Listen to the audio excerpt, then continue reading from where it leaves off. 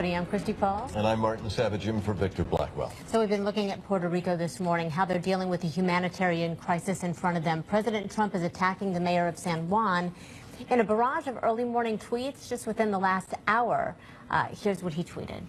The mayor of San Juan, who was very complimentary only a few days ago, I'm quoting the president here, has now been told by the Democrats that you must be nasty to Trump. Such poor leadership ability by the mayor of San Juan and others in Puerto Rico who are not able to get their workers to help. They want everything to be done for them when it should be a community effort. 10,000 federal workers now on island doing a fantastic job. 3.5 million Americans are there.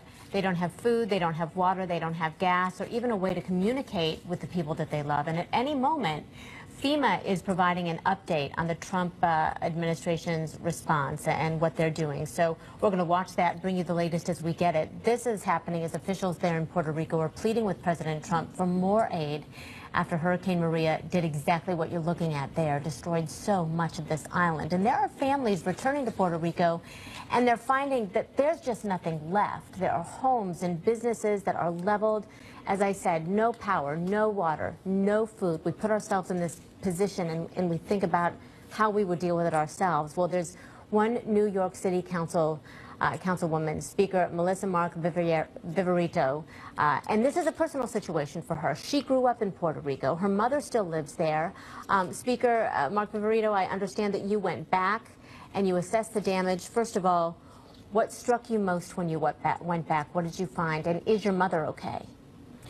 Thank you. My family is fine. Obviously, what I was struck with is the devastation.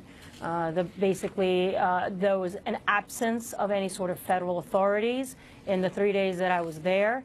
And it is just very dire. And this is serious. This is about life and death. This is about lack of preparation, lack of planning, lack of appropriate response.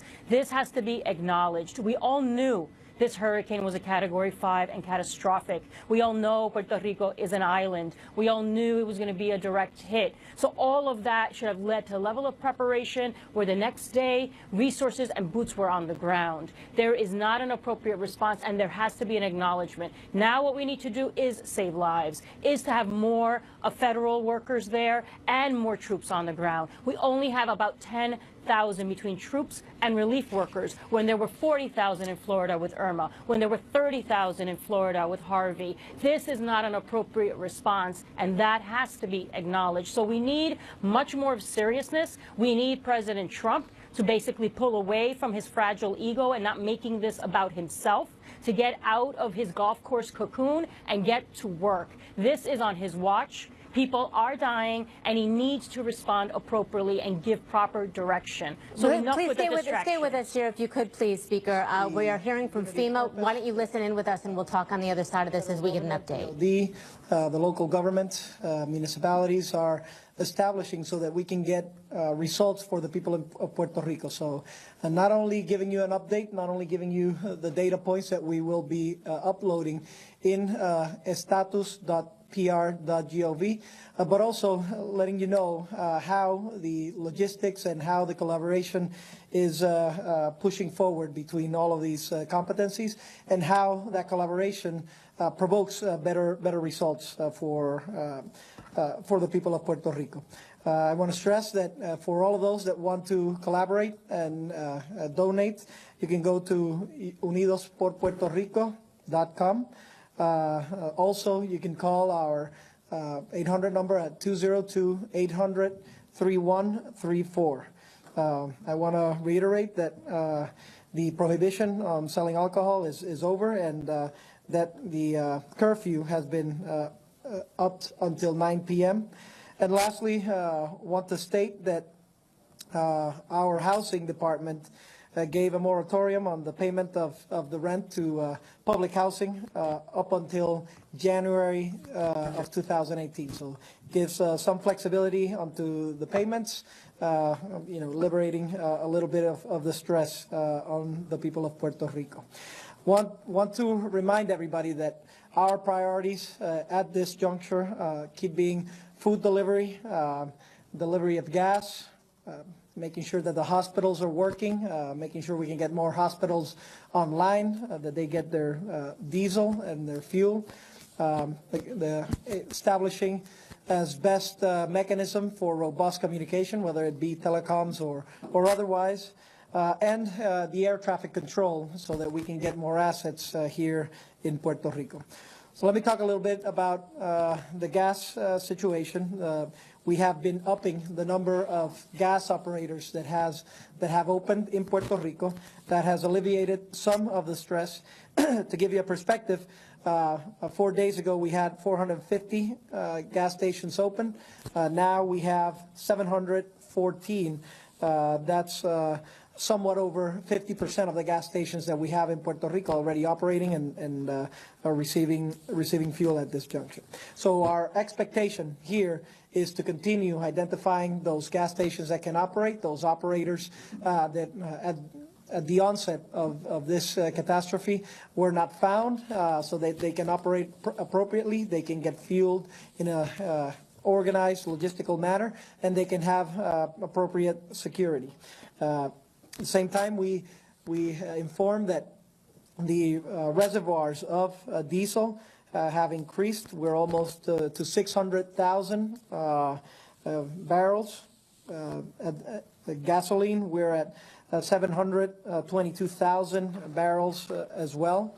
And we will be receiving through the ports more fuel disbursement starting October 1st all the way to October 7th. We're going to have about 8 of these efforts. We want to notify the people of Puerto Rico and everybody that we have supplied directly to municipalities through our general services account.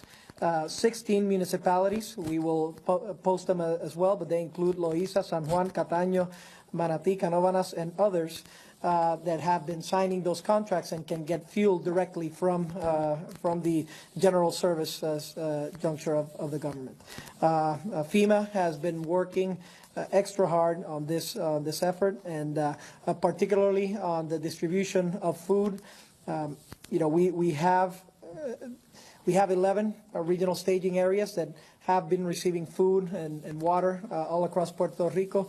In addition to that, FEMA has taken several other missions so that we can go to direct municipalities where hard to reach, the All right, that is roads. the governor there of Puerto Rico, as he's updating everybody, saying that, listen, they used to have 450 gas stations open. They're up to 714. As of tomorrow, they will have more fuel disbursement through those ports. That's one of the biggest things that they have been fighting and that General Honoré just told us they need so desperately. With us still, Speaker Mark Viverito, you just heard this, and we know that President Trump is going to Puerto Rico on Tuesday.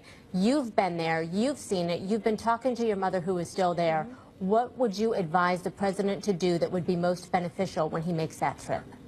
He needs to be in charge. He needs to take control. He needs to demonstrate some level of empathy over what is happening. The tweets this morning are despicable, are deplorable, are not statesmanlike at all. And we need some level of understanding that there is going to be a seriousness given to this crisis. This is a catastrophe that has never been seen, not only in Puerto Rico, but also, I'm sure, within the context of the United States. And we need an appropriate response. We need someone that is going to stand there and say, we are going to give you everything that you need. We're going to make this possible. We're going to make sure that we work with you to save lives. We need some sort of understanding of what it is that we're going through as a people. There has been no demonstration of that. And this is really unfortunate, obviously, and not acceptable. And so those of us that are in positions of leadership, those of us that have a platform to raise our voice, we are doing it. We have a great congressional delegation, leadership in Congressman Gutierrez, who's on the ground, and Congresswoman Nidia Velázquez, and Congressman Espaillat, and others of New York,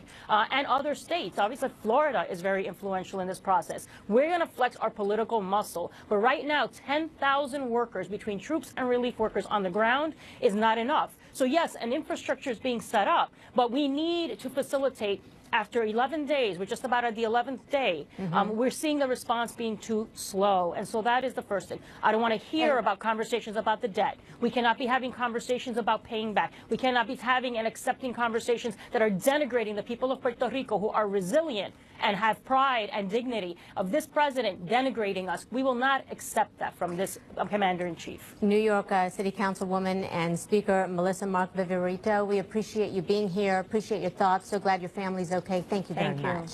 Thank you so much. Up next, athletes defy the president. More NFL players are joining in against the protest against racial injustice, even if half of America isn't on their side. We'll talk about